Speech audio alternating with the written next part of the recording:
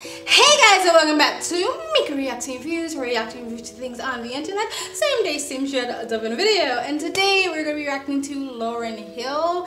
The title just says Lauryn Hill dropping some gems, basically being bass and intellectual for like 5 minutes straight. I actually think she is quite intelligent and she has a lot to say because she's someone who is like a black female artist. Not that race has anything to do with it, but she's one of those artists that never had to shake her ass or spread her legs or show her tits to be well respected in the music industry, and probably one of the reasons why she stepped away from it. That's just my assumption. I don't really know. I know she had some heartbreak and some things personally going on. When you have someone like that, you know, I would like to hear what she has to say. Not to say that women who do all those things, shake their ass, show their tits, spread their legs in music isn't intelligent. I'm not saying they're not intelligent, but I just miss the days when we had Lauryn Hills to look up to and Erykah Badu's and stuff like that. I was gonna react to the Fugees, and I still probably will be reacting to the Fugees, but as I was looking for Fugees songs to react to, I stumbled upon this video on it. Why not? Let's see what she has to say, alright? So get right into it, but before you do, if you like this type of videos, please like, comment, subscribe, hit that bell icon for notifications when I do upload. All of that really does help with the algorithm, guys. And if you'd like to support the channel even further, you can donate. My PayPal and Cash App link is in the description box below and also in the comment section. Of course, it helps, but you don't have to. You can just like, comment, subscribe. And another great way to support this channel is either join my brand new membership program, different levels, different tiers, different perks, or you can visit my brand new merch shop, links down below, and links to all the alternative platforms and all the ways to support me and the ways to do business with me is always in the links down below. Other than that, sit back, relax, and enjoy the video. All right, here you go. But life is continued work. It's constant learning. The whole concept of retirement, I don't even buy into. You know, we should constantly be working, maybe not physically working, but we could be spiritually, emotionally working toward bettering ourselves and bettering the lives of others around us. So I get really afraid of those little comfort, those things that make us feel like, we did something great. Because I've done nothing. I don't believe in getting comfortable just because everyone says you've arrived. That's not what it's all about. Once you compromise yourself in one way, you compromise yourself in another way.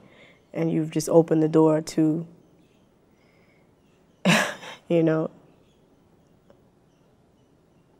compromise, mediocrity, settling. And I don't mean, when I say mediocrity, I don't mean, I mean that we should constantly be aspiring, to reach higher and higher and higher. We should never be comfortable where we are. We should always be aspiring to know more and to better ourselves and to improve ourselves, to improve ourselves. Because that's how we improve the world around us, by working within us. Stopping it there. Okay, so I mostly agree with everything she just said. Like, yes, she did specify she doesn't mean actual work, like a job or a career or anything like that, like hustle culture. She kind of is talking about working on yourself and constantly and continuing learning and growing as a human being, which I very much agree to. Like, that's why when I see people, I don't care how old you are, if you're in your 40s, 50s, 60s, 70s, even though, yes, you have more life experiences than me, in some cases, some people can be old as hell and still be ignorant as fuck. But for the most part, most people who are older have some sort of more lived experience than you, some more life lessons than you, lessons learned. But like, there are people in this world that they get to a certain point and they feel like they know everything. Like, they have found the answer to everything, especially people who are like spiritual or religious or even atheists who feel like they just know the truth down to the core. And it's like, how the hell do you know? You know what you know to your limited expectations as a human being that your brain can actually like grasp onto, your consciousness and your intelligence can actually like understand. How the hell do you know? Like, and it seems so boring and such an empty life to be like, I'm done learning, I'm done experiencing things, I'm just waiting here and allowing my body just to decay and waiting to die. And I don't think there's anything wrong with just being content and happy where you are.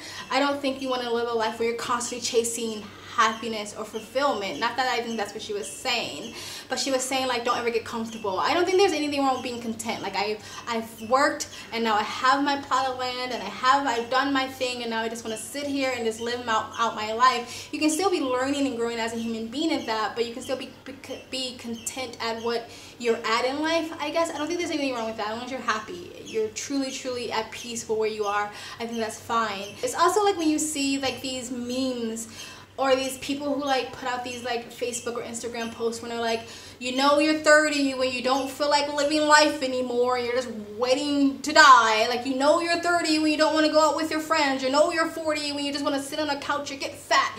You know you're 50 when like your body starts to fall. Like, to me, it's like we're normalizing just giving up on life. We're normalizing the idea of like you hit a certain age and you're just done. You're just done living. You're just done enjoying. And even the idea of like chasing after your dreams and your passions is seen as a young person's thing. If you hit a certain age and you haven't gotten there yet, you're almost seen as childish and immature to continue trying to pursue your dreams. And to a certain extent, it can be seen as that, especially if you haven't like actually grown and learned in your craft whatsoever. But yeah, I feel like we've normalized this idea of like at a certain point you're done. You're just finished and just waiting to decay. You know what I mean? Anyway, I'm done ranting. Let's get back to Lauryn Hill. The music industry is just a microcosm of the world. So whenever you stand for something and you stand for goodness and truth, you will always get resistance. That's period. Whether you're in the pharmaceutical industry, the record industry, or whatever. Whenever you stand for truth and for the service, you know, the service of others. See, I could make money very easily. I could make records that are self-indulgent and, you know, basically self-promote me. I could do that. I could do that. Promote myself. That was redundant, but you know what I mean. You know, just do those things. It's very easy. As a matter of fact, you know, lyrically as an MC, that stuff comes easy. But stopping it there. And what do most mainstream artists do? They promote themselves. They show off their body. This is my body. Because for some reason, women need to constantly remind us they have vaginas and asses. And this is my money, and this is my life, and these are my material possessions. And it's very self-indulgent. Even that last Beyonce Lemonade song, where I don't know why the hell people were acting like Beyonce was the returning black messiah and she was all about black people. If you listen to the actual album, not the video that she did after the fact, because she made the songs before, and then she took advantage of what was going on in the culture at the time and put those in her videos. If you listen to the actual lyrics, it was all about Beyonce. It was extremely self-indulgent. It was all about her and her family and her life and her shit and she's going through, which is fine. As an artist, you want to talk about what you're going through, but she's right. That's one of the easiest ways to do it, because that's what we see right now in the mainstream. And going back a little bit from the first half of this interview, when she was just sitting down, when she did say like the way you improve the world around you is improve yourself. And I like that she pointed that out. Dr. Jordan Peterson talks about this, about cleaning your own room. Approve yourself first. Make sure your shit is in order so you can be so that goodness, that and that growth that you're doing with inside can ripple out to the people in the world around you. You know what I mean? If you're all toxic, how the fuck do you expect to help other people? I'm not saying you have to be perfect, but if you're toxic, that toxicity seeps through you and people around you. If you are working on yourself, that shit seeps through you and people around you. If you're becoming wise and educating yourself, that shit seeps through you and then ripples out to the people around you. And that's the way you can better the community, right? If you educate yourself, you can pass on that knowledge. Anyway, let's continue. But in order to promote something higher, I mean, I feel now, at the ripe old age of 25, that the only thing that I could do is serve others. Who saw the movie The Matrix? Okay, good. We can start from a point of reference. Matrix was a banging movie to me, and the reason why I appreciated it so much was because, do you remember at the end when Neo like realized his potential? He started to see the binary code. You remember that? The whole world. Well, that's where I'm trying to be spiritually. I'm trying to see the word of God in the whole world. So every time that agent throws a punch, I'm like, I see you. Oh, okay. You know, I'm just catching his punches. You know, so I'm not afraid. You know, I'm not afraid because I'm starting to see that. You know, things are just, situations materialize themselves and, oh, he's an agent. You know, but here's the trick. Here's the trick. Here's the trick is that you have to remember that sometimes you can be an agent. You can be an agent to yourself. You can be an agent against someone else and not even realize that you're being used, you know? That's the Matrix. Okay, I like that. I like that she was using some Matrix metaphors there. I love that. And yes, the first Matrix for sure was like revolutionary because it was like the first movie that was kind of like that. And then yeah, 1, 2, and 3 is fine. Of course, the new one is shit. But the Matrix is definitely like everyone uses that movie and that idea of like breaking through reality or the being red pill or being woke or something like that.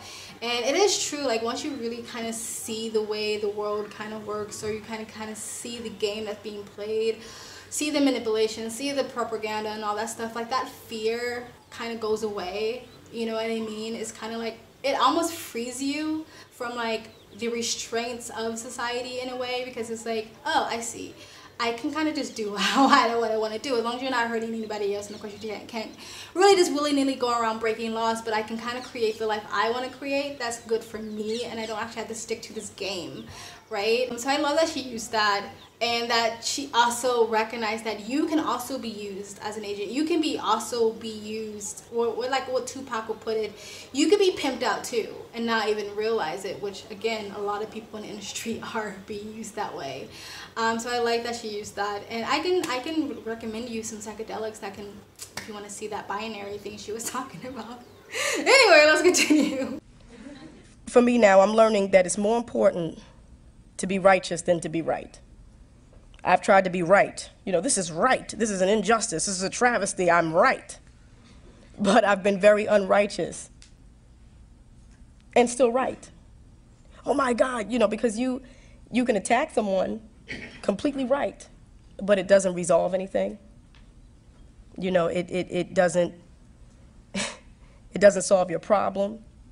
So I understand now that the battlefield and that the war is so much greater than what we see before us. That, you know, the Matrix was battling the enemy out there, picking them out. I'm going to find those enemies. I'm going to get that enemy, until I realized that until you conquer the enemy in yourself, you can't deal with anyone.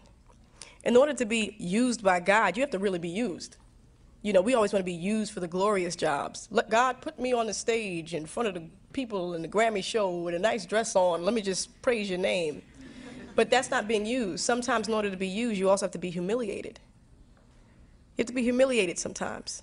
You have to be kicked and beaten. And in that situation, the person who's kicking and beating, he's feeling more pain than you are. You know, love is an incredible thing, and we don't know love like we should. We always talk about, I have unconditional love.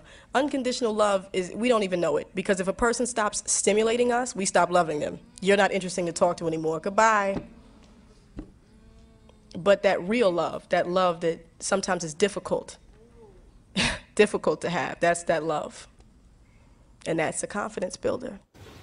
Ooh, that last bit she said, you're like basically saying that relationships and friendships are just transactional. As soon as that person is not giving you what you need, even if that's just attention or conversation, then you stop being interested in that person. So that is in itself is not a true friendship or true love.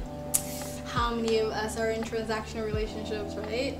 Wow. And saying that, you know, for God to be able to use you, you have to be humiliated. I like more the word being humbled, you know what I mean? The whole like, I make plans and God laughs at them kind of thing. Being humbled or being broken down so you can learn something from that, or broken down so you can learn humility from that.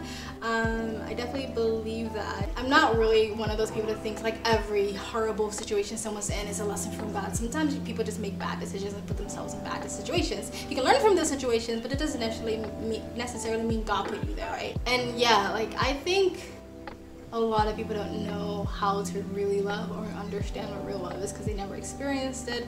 I also feel like as a society we've lost empathy. We lost like basic human empathy.